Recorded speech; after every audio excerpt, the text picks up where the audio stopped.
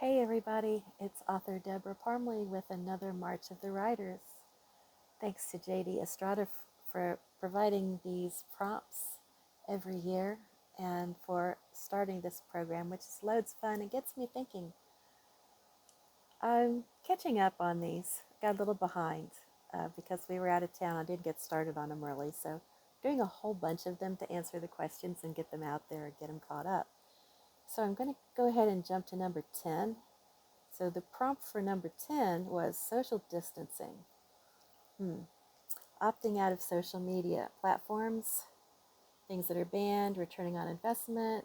What do I think about this whole subject? Okay, so in 2024, in 2023, I had a stroke and I wasn't able to be on all the socials all the time because I couldn't even read a text or an email, let alone get online. So I had my virtual assistant handling that for me so that I didn't just disappear off the face. And she would post things that I asked her to post and answer emails and stuff. So when I wasn't on there, my sales took a nosedive. So I know that they're important. You can't just sit in your little writer cave and write and expect people to buy your books. That doesn't work that way. So we do need to be out there. But the question is, what's a healthy way to be out there? So when I was better and could then get on to the social medias and catch up, I was rolling right along, catching up, getting back into a pattern of things. And in 2024, another crazy thing happened. Somebody attacked my Facebook page, got it taken down for 4 months. For 4 months, I could not get on it to see what was on it. I couldn't respond to anything. I couldn't figure out how to get it back. And it wasn't until a family gathering at Thanksgiving that one of my relatives got it back for me, thankfully. And during that time, I'd kind of learned to live without it. So, your life doesn't end if you can't get on Facebook, okay? I mean, a lot of people feel like it is. People are addicted to it. And the reason they're addicted to it is you get a dopamine hit when you check out did anybody like my post? Did anybody answer your post? Did anybody this? What's going on and what's going on? People feel connected with it. But is it real connection? Is it real connection? Something to think about. So being away from it for 4 months, the only way I could connect with people was by email or by phone text or phone call. And it reminded me of something that my dad said long ago. He'd come to visit us.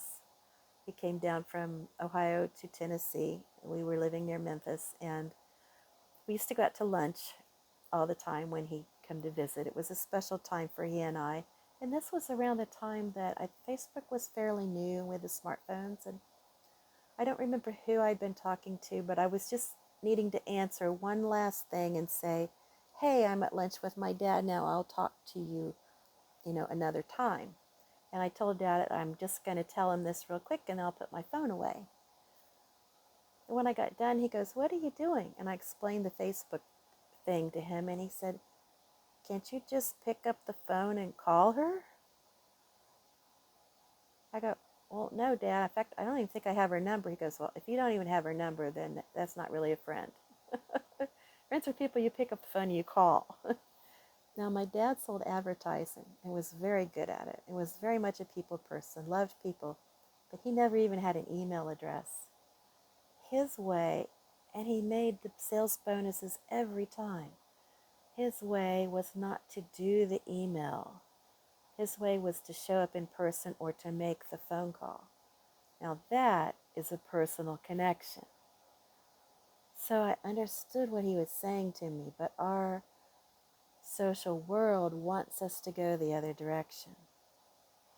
Well, having my Facebook down for 4 months got me thinking, because there was nothing to stop it. I couldn't get it back.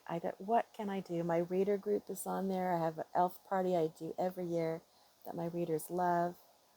And, what if somebody decides to shut it down in the middle of it and they can't get their prizes or they can't play? That'd be horrible. And I thought, I can't have this.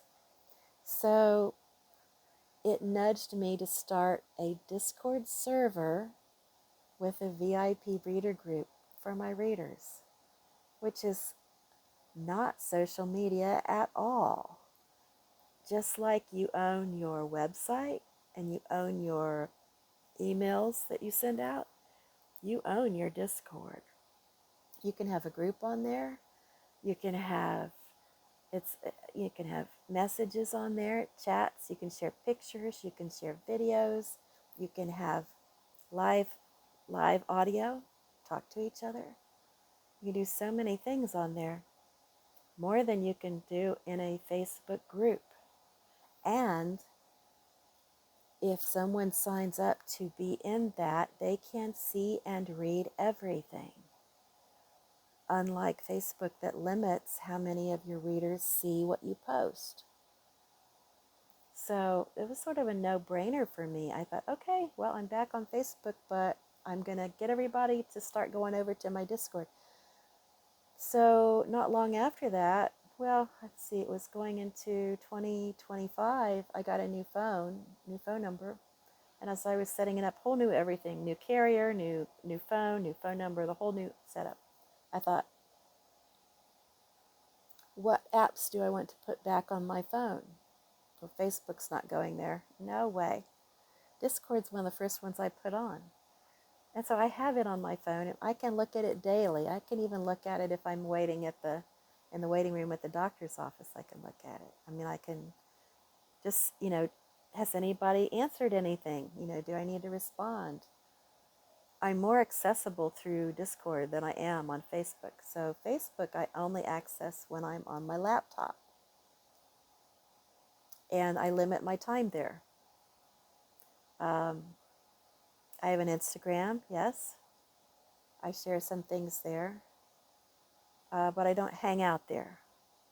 I guess this is the way I'm doing social media now. It's not that I've opted out of social media. I'm still on there because as an author, I do need to be on there. But it's limited. And I prefer real connections with people, which I can have on Discord, which I definitely had on the Lovelit cruise. And, just to go there and be yourself and talk with people about books and things you're interested in is so nice without the crazy that comes in from social media. Now, because it's a private group, I limit who's in there. That means we're not going to have any, scammy people trying to sell us junk, right? We're not going to have weird guys trying to hit the women up. We're not having that in the group because I'm the one that lets them in or doesn't. And if they're not a reader, well, then there's no reason for them to be. If they're in there because they're my readers and we're talking and sharing books, right? Might be my cover artist or might be, my VA, or it might be, but in some way they're related to the book world and that's why they're there. It's not general public, which is just about any kind of person. And social media, the problem with it is it's all wide open to general public, and there's going to be people in the general public that are not going to behave. So it's a safer, happier place over in my Discord, and I like it so much better. The question of return on investment, well, the thing is, connection with people comes first.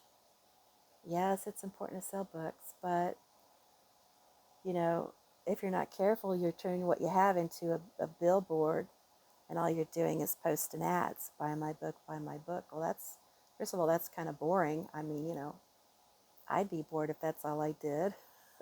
My readers would be bored, So you just can't, that's not the way to do it. So return on investment is important, but connection with people is far more important. And it's a give and a take. You learn what your readers like. What do they like to read? Where do they like to go on vacation? It can prompt ideas for stories. I went on the Lovelit cruise, came back with a story set on a cruise ship that I started on the ship. And that came about from, talking with readers and meeting new author reader friends, and just being around that whole book enriched environment, which you can have in a Discord. I don't see that happening on Facebook or any other social media. Too often it's people talking at you, posting their opinions, talking at you. Uh, and if someone's talking at you, you're not really having a conversation. What you're having is monologues, various monologues. And a conversation is, somebody says something, someone answers, and it kind of goes back and forth. It's a little bit like ping pong. If all you have is somebody just talking and no one's answering, there's no conversation. It's a monologue. Like Johnny Carson would have monologues, right? I'm not saying they're bad. I'm just saying don't think that's a connection with somebody when all you're doing is talking about your book and yourself. That's my tip of the day. My dad would heartily endorse that, and he would add, and remember, a friend is someone you can pick up the phone and call. So on that happy connecting note, I'm wishing you a beautiful day. Thanks for listening to my prompts from March of the Writers. Thanks for connecting with me. Feel free to leave comments and join my Discord. I'm going to post a link below. They're only good for 7 days. But if you want in, that would be the way to get in. And if it does expire, you can always reach out to me and say, hey, Debra, I'd like to hop into your Discord and chat books with other book-minded people. And then I will let you in. All right?